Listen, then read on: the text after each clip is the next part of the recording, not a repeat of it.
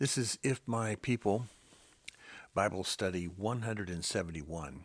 We are in the New Covenant, and it's all about the new Torah, the New Covenant Torah, the newer and better Torah covenant and Torah commands. Wow, this changes everything when you understand what I just said. And for those of you listening and watching, you know. But this is for the sheep. You've got to be able to transcend this to the sheep when you speak to them, because the sheep have been in the institutionalized churches, which when we get into Acts, the book of Acts, Acts doesn't come till much later on, although I know it's found in your Bible right after Matthew, Mark, Luke, and John in the Gospels. That was put together by the institutionalized churches who, by the way, have led you astray for thousands of years. So this is not the church. The churches today are not the church that Yeshua promised Peter. The Catholic Church is not the church that Yeshua promised Peter. It is you. It is you, the living sacrifice, the living temple that has the Ruach inside of you. And you hear and obey. You are what Yeshua promised Peter. So this takes place about 49 to 50 A.D., the book of Galatians. So what is it about Galatians? We'll just start with chapter 1, verse 1. Paul, an apostle, sent not from men, nor by man, but by Yeshua, Messiah, and Eloah, the Father, who raised him from the dead. And all the brothers with me to the assemblies in Galatia. Galut is the root, and basically that means in Aramaic, it means the exiled or the exiled ones. So there are the scattered tribes right there. Are they scattered? Yes. Do they know they're scattered? Yes. Are they lost? No. But there's new believers there already. This spread quickly. And this is before Acts was written and completed and disseminated. So this must come, and we'll be able to explain here in just a few minutes why it comes right after the book of Yaakov, right after the book of James. It makes it obvious in the reading, plus the date and time that it was completed. So new believers of the exiled tribes heard the good news and accepted it. They heard, they accepted. But just as soon as HaSatan corrupts right at the beginning, he's right at it again, just like he was in the Garden of Eden, just like he was during the time before Noah, just as he was right after the time of Noah with the Tower of Babel. The tribes had not seen any of the New Covenant Bible except by the word of mouth of believers, other believers, and the written scrolls of Yaakov. The other scrolls, Matthew, Mark, Luke, John, Acts, Mark, let's see, 1st, 2nd Thessalonians, 1st and 2nd Corinthians, Romans, Luke, Ephesians, Philippians, Philemon, Colossians. Then comes Acts. They had seen none of this. They heard, they believed, they obeyed. Just like Yeshua, every single time he walked up to someone, he just said, I want you, follow me. And they would say, yes, and they would say, here I am. They didn't go through a come to Jesus moment or something you have to say in a certain way. We have to do a lot of cleaning house with people who call themselves Christians who were in fact sheep. You have to do that. You have to do it because you love them. Okay? Let's go down to Galatians still, chapter 1, verse 3. Let's just do that. Grace and shalom to you from Elohim our Father and Master, Yeshua Messiah. Now, I know most Bibles say Lord, but just remember, as we've told you, Lord wasn't put into the Bible until the 15th century. A long time later on. It just didn't exist. Sorry. Who gave himself for our sins to rescue us from the present evil age, according to the will of our Elohim and Father. Notice it says evil age. We live in an evil age, but I love America, and it's a beautiful sky. It's so beautiful out there. I know that. It's an evil world. We're living in an evil world and always have been. As we go back, as we understand this earth, billions and billions, millions and millions, just use a word. Say, well, exactly how old do you know? You just bear with me on this. It's old, and it's a lot older than 6 days. Okay? Yahweh fixed it, made it, created it the way he wanted it in 6 days.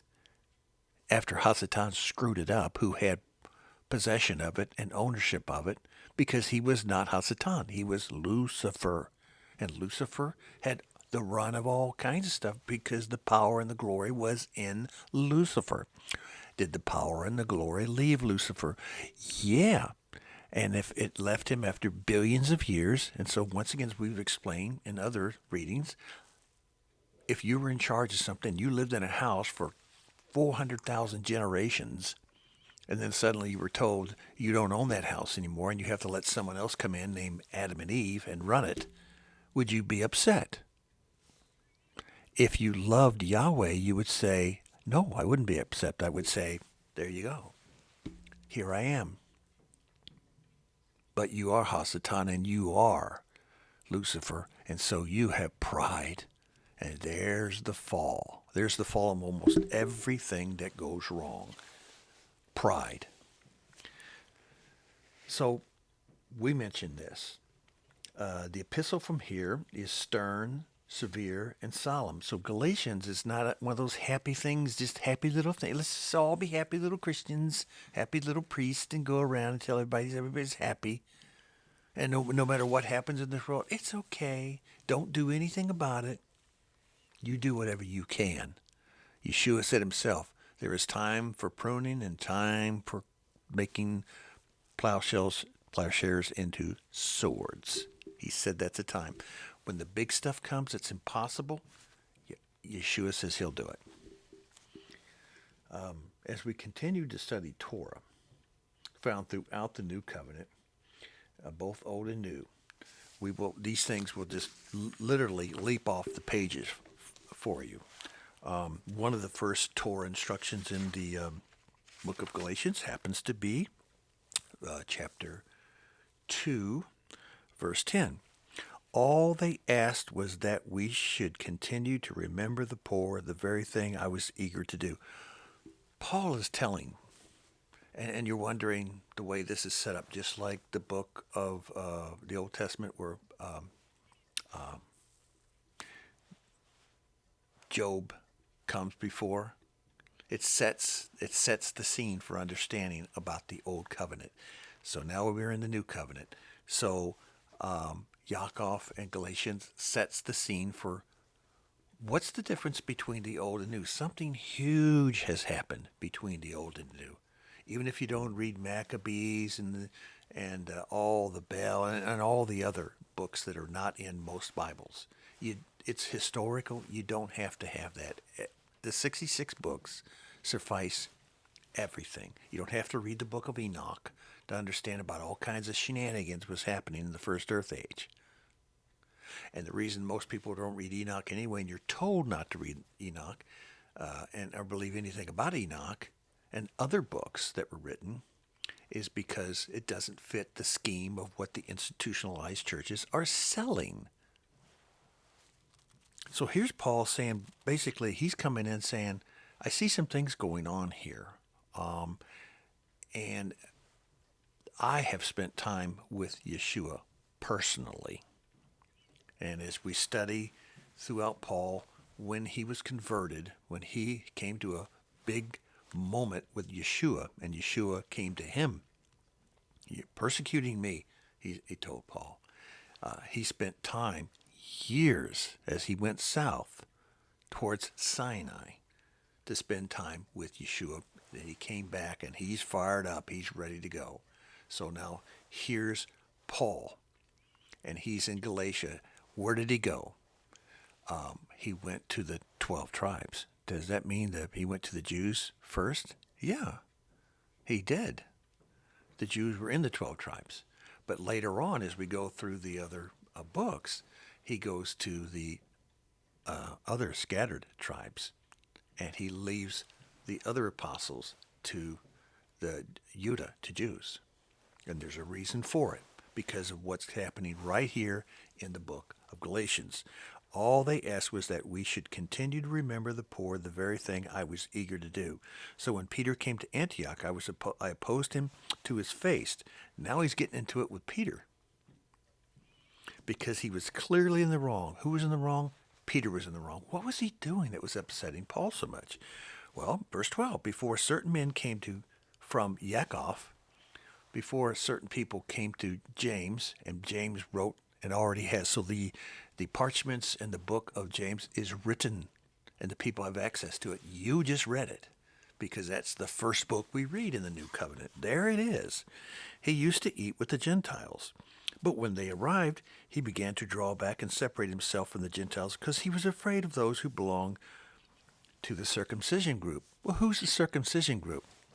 Well, that's ones who are trying to make the old covenant, the old Torah fit 100%. Oh, you got to follow all of the old Torah, just like a lot of the groups today too. And unfortunately, you've got a bunch of them, and you got about 30 different I've counted them, about 30 different ways now.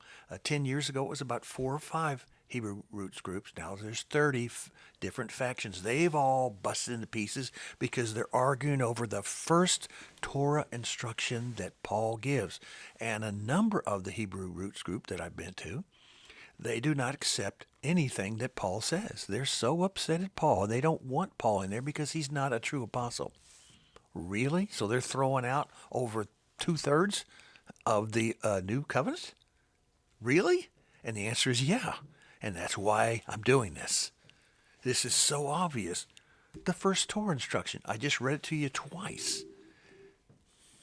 It's right there. And he's telling them, the other Jews joined him in his hypocrisy. That's verse 13. So that by their hypocrisy, even Barnabas was led astray. Holy smokes, what's going on? Holy kadoshish. Then I saw that they were not acting in line with the truth of the good news. What is the good news? Yeshua has taken the burden of the law, which is death, and he has ended it. We are not under the old covenant Torah condemnation factor. We still follow a great deal of the old Torah, the royal Torah, the 10 Commandments, the appointed times, the feast, the Shabbats. We follow all of that. But no, we don't stone people to death because they're picking up sticks on Saturday or Sunday. Ever do we pick and stone people to death. That is a Torah command. How is it that you can ignore that? You don't hear that in all these groups that I'm meeting at, and they attack things they can with people, and then they don't even mention what I just said.